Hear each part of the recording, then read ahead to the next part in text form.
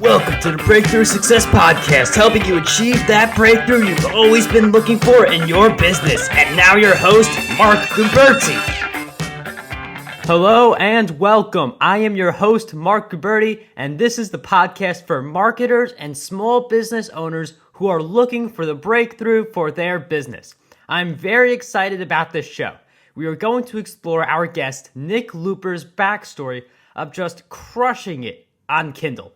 Nick is an author, entrepreneur, and the chief side hustler at Side Hustle Nation. Welcome to the show, Nick. What's going on, man? Thanks for having me. My pleasure. Thank you for coming on the show. So, when it comes to writing Kindle books, the first thing that you have to do in order to get to that situation is have the reasoning behind it, because you can't really pursue something unless you know why you're going to pursue it. So, why exactly did you become a Kindle author? Well, honestly, the first book I wrote was kind of an authority builder play. Like, I didn't really expect it to sell a ton of copies, although, you know, if the royalties came in, I thought that would be pretty cool. That would be gravy. But I was running a site, and actually still run a site, on working with virtual assistants. And at that time, the site design left a little bit to be desired. So I was like, well, you know, short of investing in a redesign, one way to build authority would be to say, hey, I wrote the book on the subject. That's why you should trust me. And it was a little bit of of course, it took longer than I imagined it taking to do this process, and ended up hiring an editor, which was the best decision I ever made because it was embarrassing how many mistakes he found.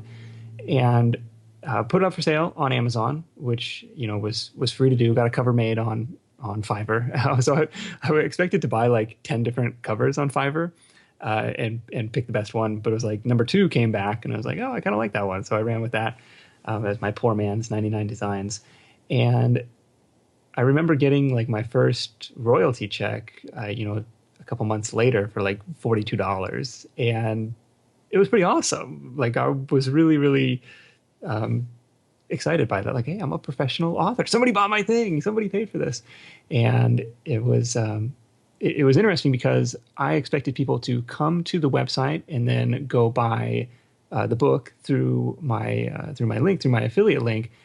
But because I used my affiliate link, I could track where those sales came from, and almost none, like I think 1 or 2, like came through the site, and everything else came from Amazon's own ecosystem, which was really, really eye-opening and kind of a testament to the power of going to marketplaces of buyers, as you know very well with Kindle and with Udemy. It's like, hey, these are like pre-existing places where you can put your buy buttons that people have their credit card information stored, and they're actively looking for things to solve their problems. You brought up a really interesting point as to how when you write a book and you publish it out there, it's a lot of credibility to say that you've written the book. And I find it very interesting that you actually started with the thought, I published this book and I get authority, and you weren't thinking about how much revenue you would accumulate at the time. So before you hit that breakthrough with the revenue, what was the path like? I mean, was it just to build authority, or was there revenue in like a long-term goal or something else along that line? Well, the advantage of a book is, number one, the authority, and maybe secondary is that royalty stream or revenue stream. And so over the course of that, book's been out for about almost 4 years now. I've updated it a couple times, and it brings in, $50, $100 a month. So it's this asset that you kind of create one time and you can sell over and over again. So I think that's what makes it an attractive model, even if the, initial numbers, like I said, it was like $42 initial royalty check, weren't anything, super outstanding, if that makes sense. So you said that the book, it gives you a good amount of revenue for each month. So this was all Amazon, or was there another factor involved that allowed your book to become successful? So I've been playing around with, so this is primarily through Amazon. I also use CreateSpace to create a paperback version, which I was actually kind of surprised by. A couple of advantages of having a paperback version. Number one, I think it makes your listing on Amazon look more legit. Like, hey, this is a legit book. You can get a paperback version. You can set the price a little bit higher so that makes the Kindle price look a little bit more attractive, and some people just like, prefer reading in paperback. So, I definitely see some incremental sales through there. One of the interesting experiments that I ran was actually putting this book up for sale on Fiverr. So I interviewed a guy for the Side Hustle Show podcast who his claim to fame was he earned enough money on Fiverr to buy a house within like his first year on the platform. I was like, this is insane. Tell me more. How does it work? Because I've only ever used Fiverr as a buyer. And he's like, well, it's the marketplace of goods and services starting at $5. It's all about the upsell. The $5 gig has to be something that, is pre-written, a PDF file, an audio file, video file, something you can just, deliver in a couple seconds without really thinking about it. And then if somebody wants your time, he was selling like copywriting services. So if somebody wants, he's like, I'll send you my, 7 steps to a killer autoresponder sequence or something. And it's like, okay, if you want me to write the sequence for you, then that's going to be in the upsells. But I started, took his advice and put this book up for sale on Fiverr. And for the first couple months that I had it up there, it actually outsold the Amazon version during that time period, which was really, really crazy to me and kind of inspiring. So another example of a marketplace of buyers. It's a search engine in itself, and why not syndicate that stuff if you haven't checked the KDP Select exclusivity clause box? I would have never thought of promoting my book on Fiverr. That's really impressive because, when you think about self-publishing, you think KDP, Nook Press, there's like Apple iTunes Connect. I would have never thought of Fiverr. I don't know. Do you sell like I get occasionally like so I syndicate through Smashwords for Nook and Kobo and these other platforms and iBooks, and it's maybe 5% of what Amazon brings. It's almost nothing. Like it's almost not worth the trouble. Do you see the same thing for your books? I don't really use Smashwords myself. You're not missing much. Yeah, I heard. The only thing about Smashwords though is that you can have your book for free. So yes. If you have the book for free, you could get a lot of readers who they may not pay you like up front, but if you have that free book, you can get them to read your content and then maybe pay you for one of your books in the future. That's the only thing I've heard about Smashwords getting used for. Yeah, I've had so I did a trial with that as well after talking with Nick Stevenson, who's like a thriller author who did this for his fiction series, and then trying to replicate it for his nonfiction series, which is of course aimed at authors. Like, I'm going to write this book, and then of course tell everybody how I did it. That book actually gets probably 30 to 100 free downloads a day, which is actually not bad. And then driving downloads that way, where I found actually much faster success with that was doing a paid promo with what's the site? Noise Trade. So noisetrade.com is actually a service aimed at musicians, but they've added an author platform to it as well. And so I paid, I think $150 or maybe $250 for placement in their newsletter, which went out to, they claim, 1.6 million subscribers. Like, oh my gosh, that's incredible reach. And it was about how to earn money outside of your day job. And so generated maybe 400 or 500 opt-ins at that point. So the premise is I'm going to give away this content for free in exchange for an email address. And you can, as a user, you can tip the musician or the author, but most people, at least for me, most people didn't, which was fine. But you get their email address, which is something you don't get on Amazon. So I thought that was a really interesting platform. And I think I just passed the 1,000 subscriber mark from that promo. And hey, this is something that was already given away for free on Amazon. So why not try this place too?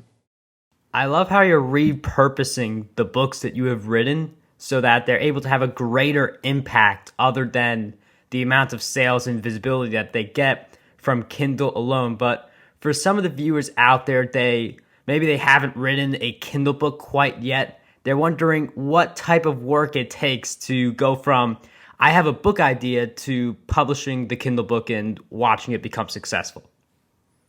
A lot.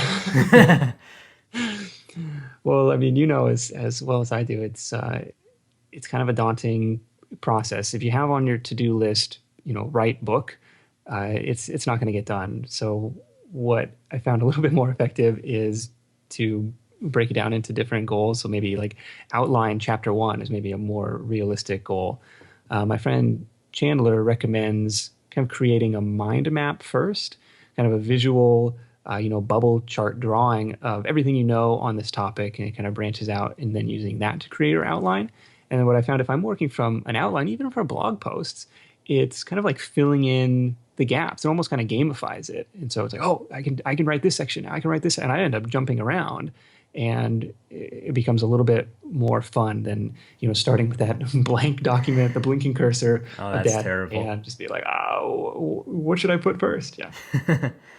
I'm happy that you mentioned the outline. That's a really important part of writing content really fast. Because if you're just like trying to think of the ideas as you go, certain ideas could get misplaced, and it's just not as good content compared to if you just use an outline. I was always the kid in school that like was very anti-outline. I was like, this is dumb. Why are we wasting time on this? I should just be writing. But as a few years later, I've seen the value in them. I'm happy that you see the value in them, and I'm hoping that a lot of the listeners are also seeing the value in the outlines as well. So I hope that they use it for writing their Kindle books if they choose to go down that route, writing blog posts as well. So as we have mentioned in this interview, Nick has written a book that it's become successful. It's got a lot of reviews. It's made him an authority in his niche. So what is the best part about hitting the breakthrough?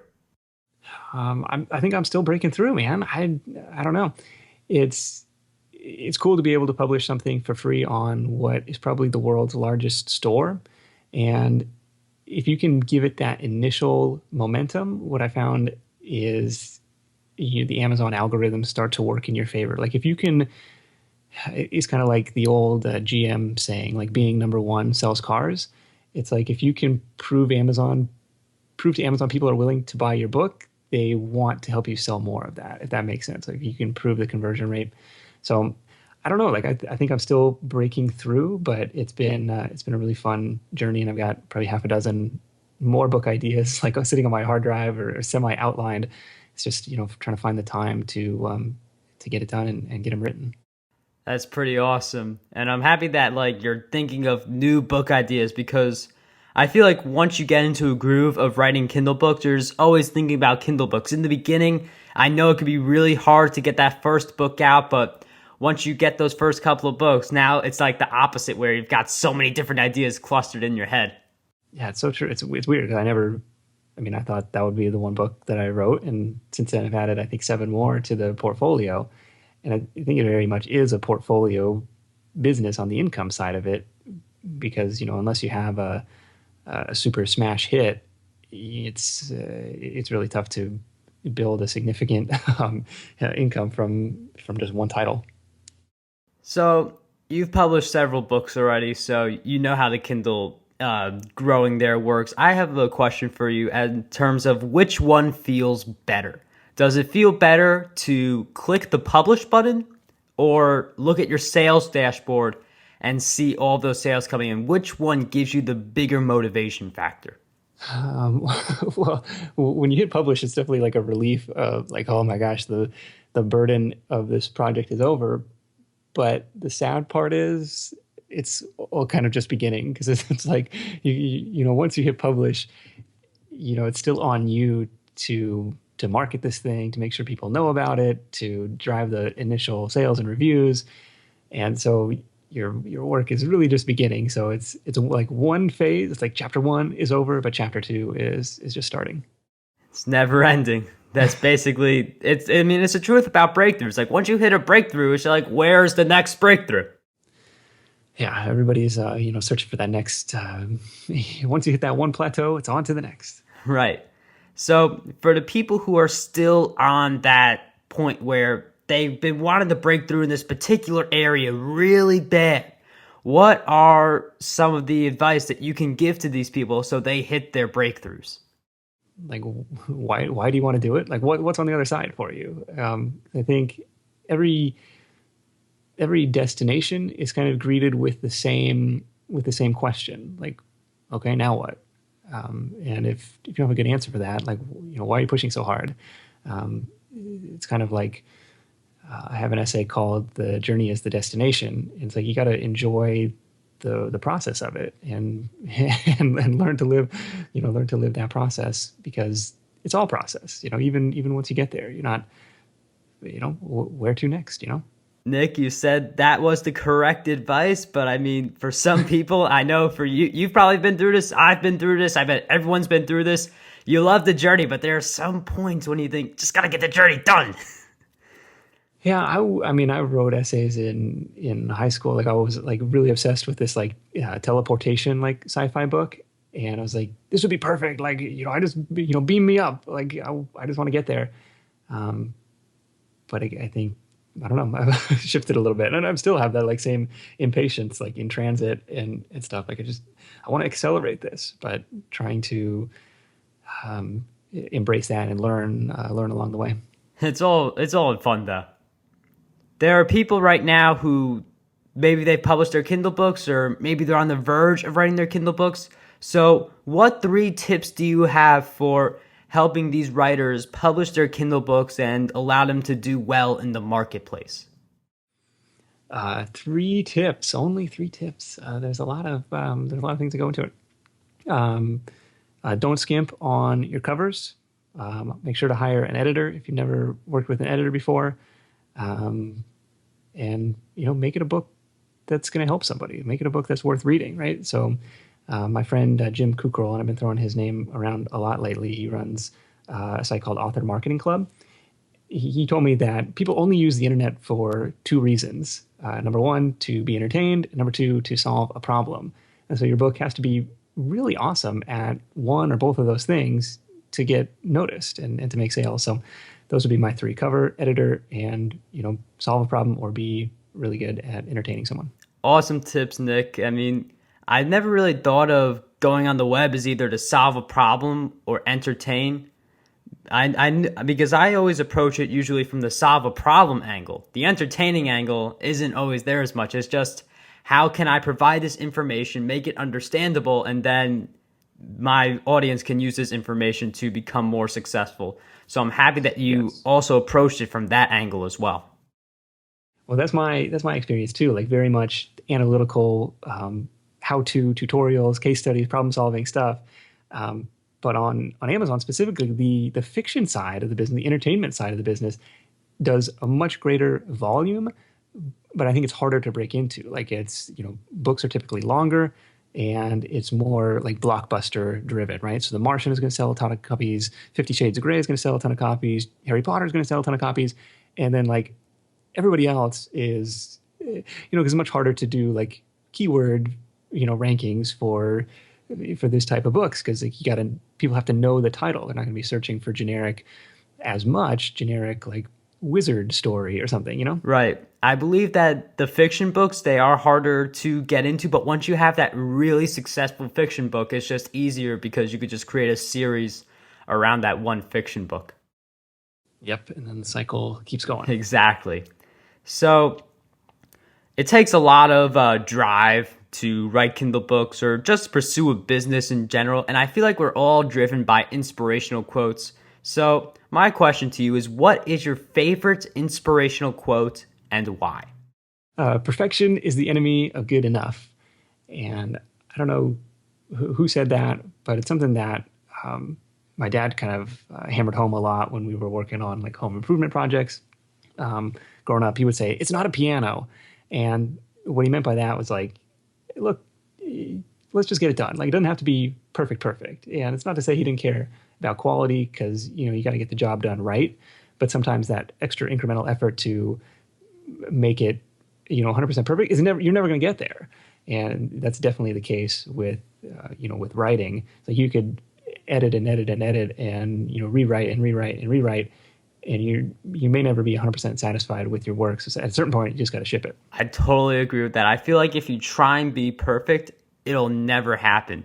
There's a story of like, there was some business owner who tried to make the product perfect, spent like millions of dollars on it, and then it just never even launched because it was never really seen as the perfect product. So it could really hurt you if you try to maintain perfection when you can't really do that.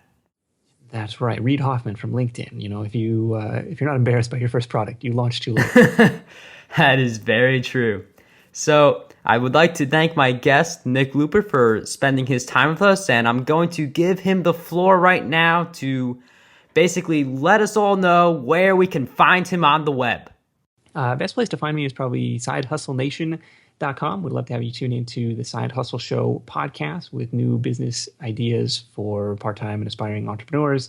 Lots have been there, done that. Awesome case studies in the archives there.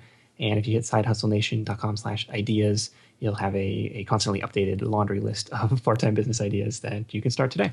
Awesome. Thank you, Nick, for being a guest on the podcast. You bet, man. What a great interview that was. Nick is quite the side hustler and turning Kindle publishing into a steady stream of income. In fact, he's side hustling in a variety of areas ranging from apps that pay you to Amazon FBA. Nick is one of those entrepreneurs who has several streams of income that combine into a mighty river. All of his side hustles add up. If you forgot to take notes, then don't worry. We've got you covered with the show notes. Visit marcguberti.com/E2. You can ask questions over there, which I'll be more than happy to answer. To never miss an episode, don't forget to subscribe to the podcast on whatever player you are using. If you are a regular listener and haven't done so already, I would greatly appreciate it if you could give the podcast a rating and or a review. Two ways you can do this are through marcguberti.com/iTunes or marcguberti.com/Stitcher. Two ways you could do this are through marcguberti.com/iTunes or marcguberti.com/Stitcher. That ends this episode. Don't forget, dream big, achieve greatness, and unlock your potential today. Are you thinking about outsourcing your business? If you are, you'll be interested in my Outsourcing Domination training course. In this course, I talk about experiencing success with your freelancers and how you can make a profit from outsourcing your tasks to other people. The course is valued at $100, but as a valued Breakthrough Success listener, I'm going to give you a 75% discount, and you can get that discount by heading over to marcguberti.com/outsource. This podcast is a production done by Marc Guberti. For more insights, head on over to marcguberti.com.